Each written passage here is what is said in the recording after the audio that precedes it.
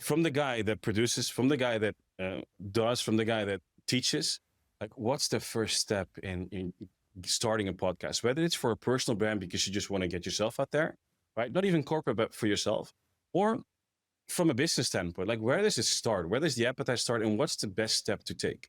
Oh, great question. I think that the short answer is not equipment. It's not plan. It is believing that you already have unique qualities that make you valuable. You are enough right now. Ooh. You know, that's really what it comes down to. It is, yes.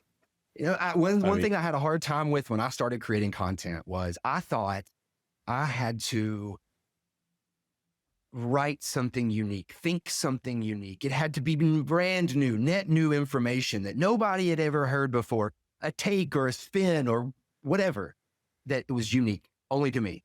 But then I learned that any take, any spin, any thought I have is unique because it comes from me.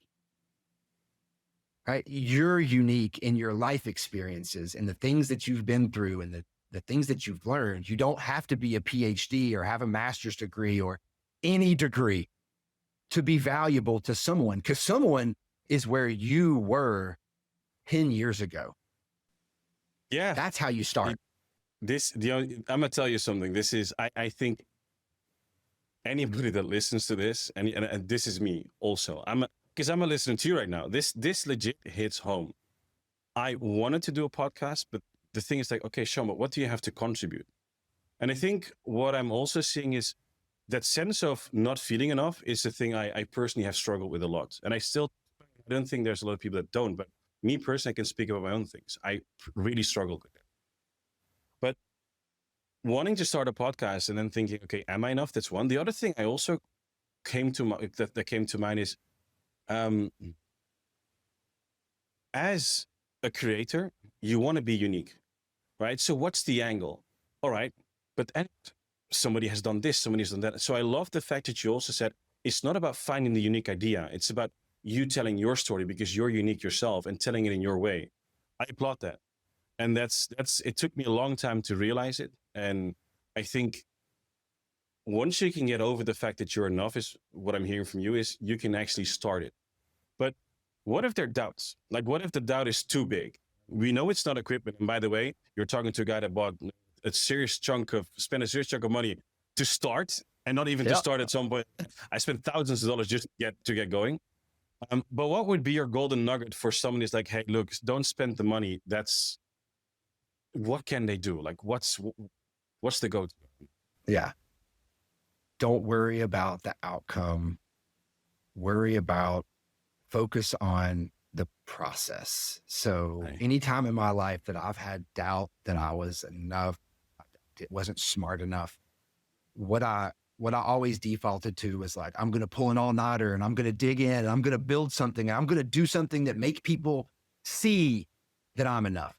And through that work, through putting your head down and keeping your feet moving, one day you look up and you're like, oh, look where I've gotten to. You know, it's like I'm a runner.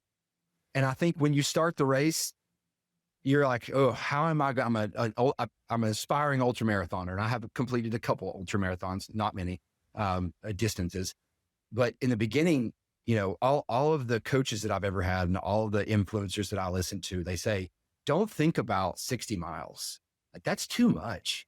You know, think about 1 mile at a time. You've heard this. You've probably heard this aphorism. How do you eat an elephant? And it's one bite at a time.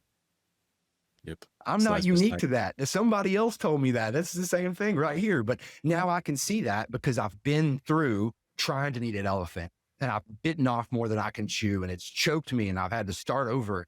But now I learn, like, it's just one day at a time, one moment at a time. Focus on the work, the process, fall in love with the process. Outcome will be there. The outcome will be there.